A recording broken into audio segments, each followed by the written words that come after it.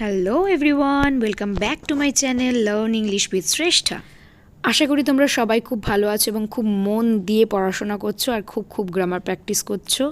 So আজকে আমাদের ডিসকাশনের topic হলো পাস্ট পারফেক্ট কন্টিনিউয়াস টেন্স।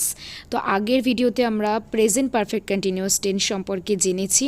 তো আজকে আমরা পাস্ট পারফেক্ট কন্টিনিউয়াস টেন্স সম্পর্কে জানবো। রিকোয়েস্ট করছি ফুল ভিডিওটা দেখার, আর আমি তোমাদের প্রমিস করছি এই ভিডিওটা দেখলে তোমাদের সবার খুব বেনিফিট হবে এবং খুব ভালো লাগবে। ভালো লাগলে অবশ্যই এই ভিডিওটা একটা লাইক দেবে আর আমার চ্যানেলটাকে সাবস্ক্রাইব করবে এরকম অনেক ইন্টারেস্টিং আরও ইম্পর্টেন্ট ভিডিও পাওয়ার জন্য। আর অবশ্যই all notification bell icon press করতে ভুলবে না। তো আগামীতে আমার আপকামিং ভিডিও সম্পর্কে তোমরা সব নোটিফিকেশানস পেয়ে যাবে। So without any further delay let's jump into the topic.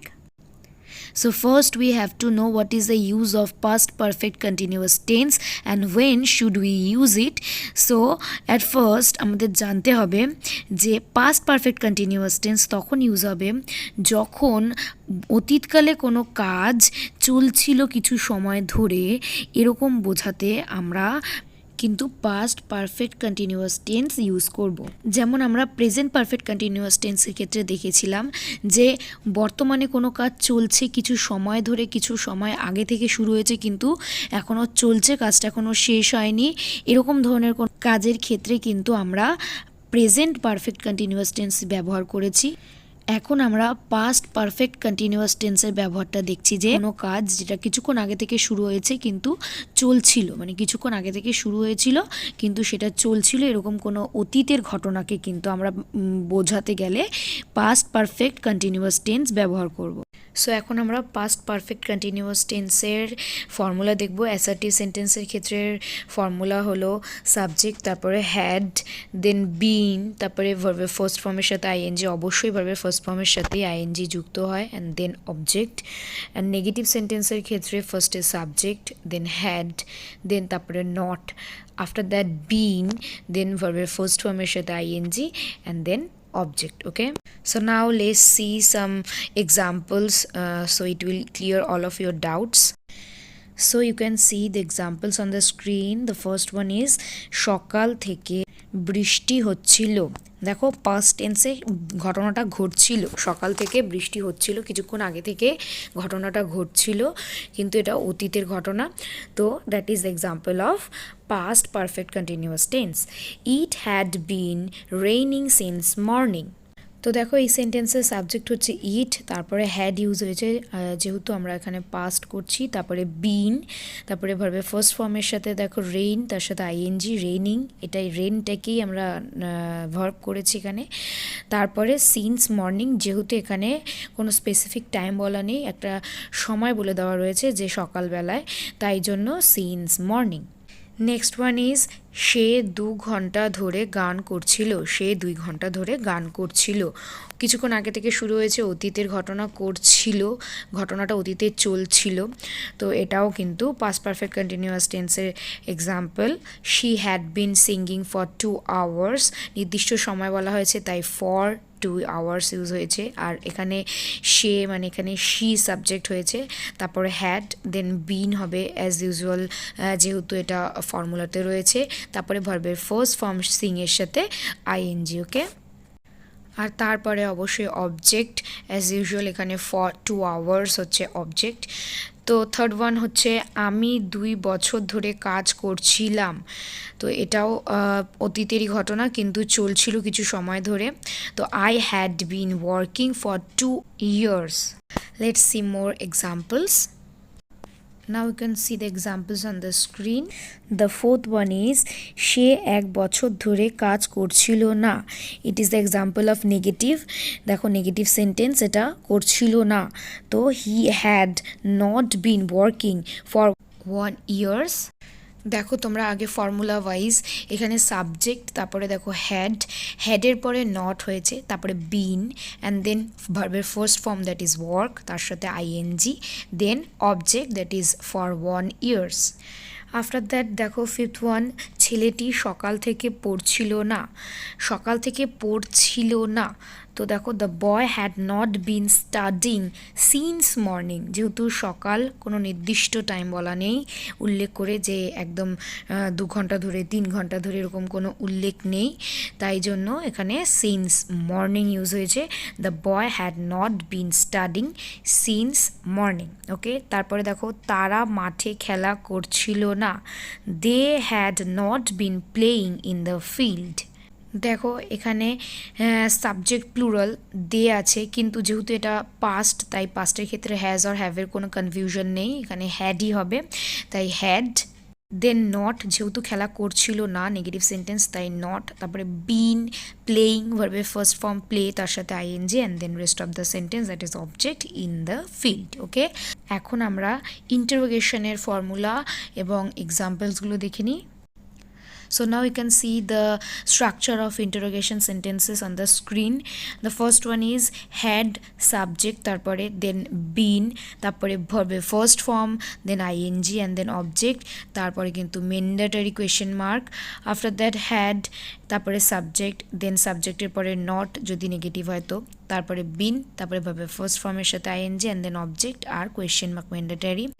এখানে হ্যাজ আর হ্যাভের কোনো কনফিউশন নেই, তাই জন্য প্রত্যেকটা ক্ষেত্রেই হ্যাড হবে, কারণ এটা পাস্ট হচ্ছে, পাস্টের ক্ষেত্রে শুধু হ্যাডই হয়, সেটা সাবজেক্ট প্লুরাল হোক আর সিঙ্গুলার। ওকে, তো দেখো তারপরে আমরা WH ওয়ার্ড ইউজ করি কীভাবে ইন্টারোগেশন বানাবো। ফার্স্টে WH ওয়ার্ড ইউজ হবে, then had, after that subject and then been, after that V1 এর সাথে আইএনজি ভার্বের ফার্স্ট ফর্মের সাথে, তারপরে object and question mark mandatory.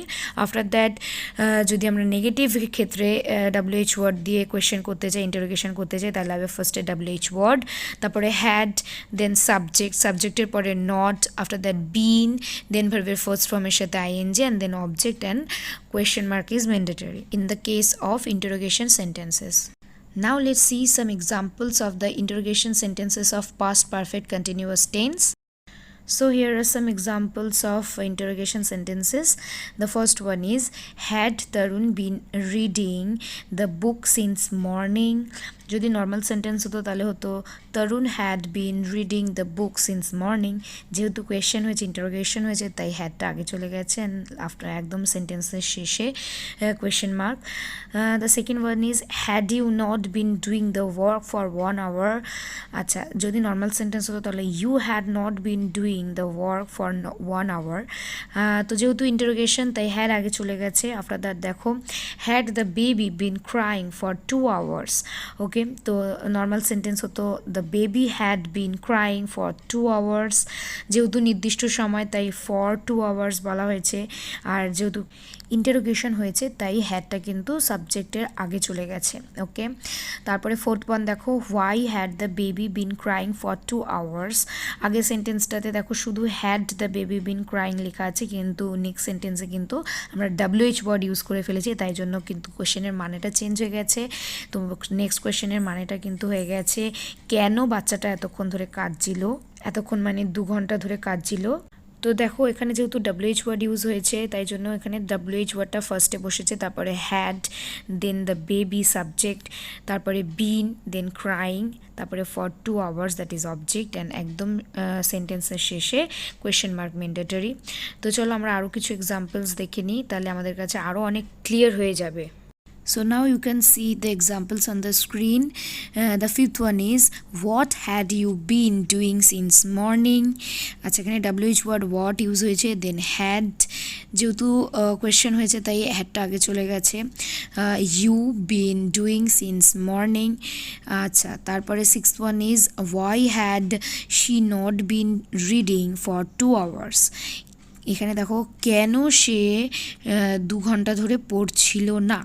ওকে, তো সেজন্য এখানে নেগেটিভ যেহেতু তাই নট ইউজ হয়েছে, তো ওয়াই, তারপরে WH ওয়ার্ড ইউজের পর কিন্তু হ্যাড, তারপরে সাবজেক্ট, দেন নট, নেগেটিভ সেন্টেন্সের ক্ষেত্রে, নেগেটিভ ইন্টারোগেশনের ক্ষেত্রে নট ইউজ হবে, আফটার দ্যাট বিন, দেন ভার্বের ফার্স্ট ফর্মের সাথে ING and rest of the sentence that is for 2 hours it is object. Okay, তো the seventh one is, why had they not been been watching TV since evening. WH word তারপরে had then দেটা হচ্ছে এখানে plural subject, যদিও plural কিন্তু এখানে হ্যাডই হবে। তো তারপরে দেখো not then been watching TV since evening. Evening একটা টাইম পিরিয়ড, কোনো নির্দিষ্ট সময় বলে দেওয়া নেই, একটা জাস্ট টাইম সময় ইভিনিং। তো সেই জন্য এখানে সিন্স ইউজ হয়েছে অ্যান্ড আফটার দ্যাট সেন্টেন্সেস এসে mandatory question mark. And the last one is what had he been selling for 4 hours? দেখো WH word ওয়াটের পর দেখো হ্যাড হয়েছে, এখানে হি আছে সাবজেক্ট, হি থাকলেও এখানে হ্যাজ আর হ্যাভের কোনো কনফিউশন নেই, তাই হ্যাড হয়েছে। আফটার দ্যাট বিন অ্যান্ড ভার্বের ফার্স্ট ফর্ম সেল, তার সাথে selling for 4 hours। Okay, and sentences শেষে কোয়েশ্চেন মার্ক তো ম্যান্ডেটরি যেহেতু ইন্টারোগেশন সেন্টেন্সেস। তো দ্যাটস ইট।